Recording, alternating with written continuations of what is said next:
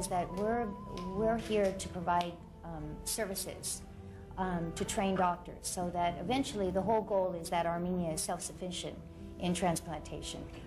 It's also important for eventually the community to be able to have their own sources of funding.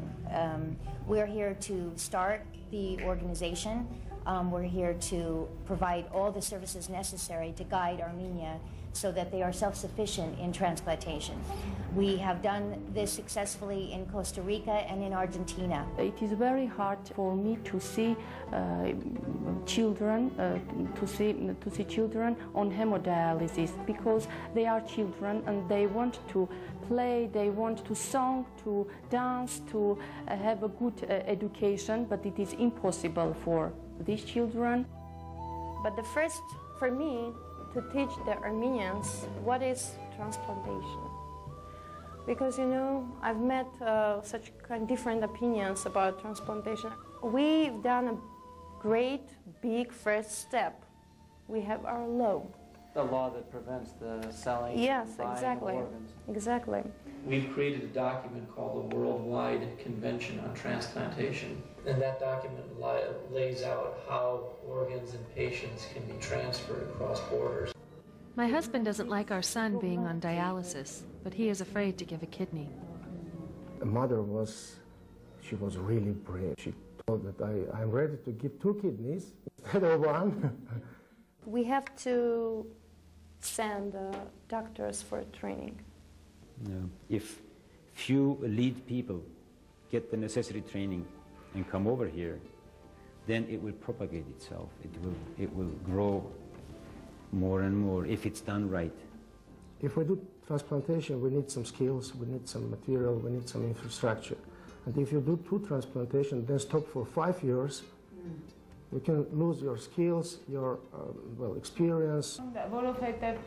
Everyone here is a perfect specialist, with the exception of transplantology, because we have had very few transplants.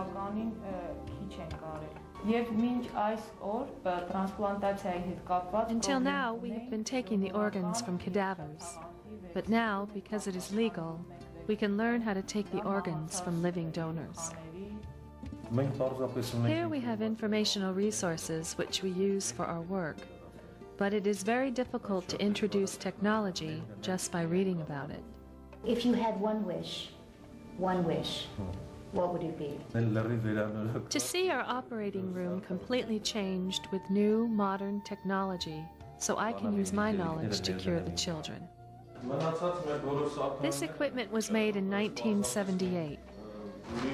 The other equipment is old too, but there is no other way. It must work. We have some difficulties working here because our equipment is too old. This equipment may be sufficient for other pediatric illnesses, but transplantation is very delicate and we will surely have problems. She can't see any side.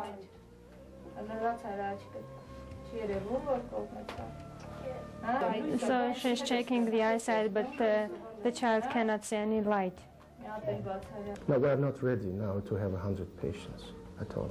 I mean, because of the medications and infrastructures and laboratory facilities that are now designed for some smaller, but we hope that it will come also. The adult patient can be in dialysis during 10, sometimes 15 years.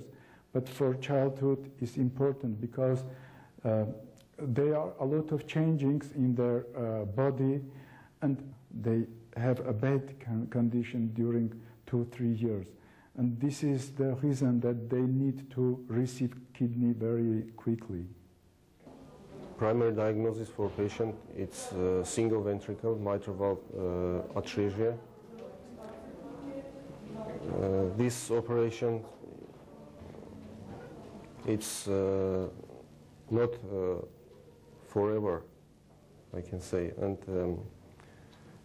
during his life this patient will need much more for him. I think it will be heart transplantation. Do you have the capability of doing heart transplants now? No, No, we can't do that now.